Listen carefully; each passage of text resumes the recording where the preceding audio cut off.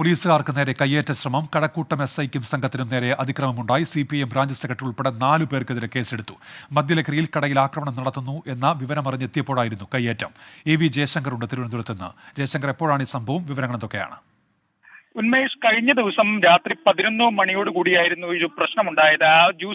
ഒരു ജ്യൂസ് കടയിൽ ഈ പ്രവർത്തകർ, ഈ പ്രതികൾ ജ്യൂസ് കുടിക്കാനായി എത്തി. തുടർന്ന് വാക്ക് തർക്കമുണ്ടായി. ഇതുവഴി കഴക്കൂട്ടം SI കടന്നുപോയി. അദ്ദേഹം ഈ പ്രശ്നത്തിൽ ഇടപെട്ടു. ഈ ഒരു ഘട്ടത്തിലാണ് പ്രവർത്തകർ SIക്ക് നേരെ തിരിഞ്ഞത്. SIയുടെ മർദ്ദിക്കാൻ ഇവർ ശ്രമിച്ചു. SIയെ പിടിച്ചു തള്ളുകയായിരുന്നു. അതിനുശേഷം ഇവർ തങ്ങൾ CPM പ്രവർത്തകരാണെന്ന് പോലീസിനോട് ആക്രോശിച്ചു. തുടർന്ന് കഴക്കൂട്ടം സ്റ്റേഷനിൽ നിന്ന് കൂടുതൽ പോലീസ് സംഘം എത്തിയപ്പോൾ പ്രതികൾ ഓടി രക്ഷപ്പെടുകയായിരുന്നു. ഈ പോലീസിനെതിരെ തിരുവനന്തപുരത്ത് വിവരങ്ങൾ നൽകിയത് അതിക്രമവുമായി ബന്ധപ്പെട്ട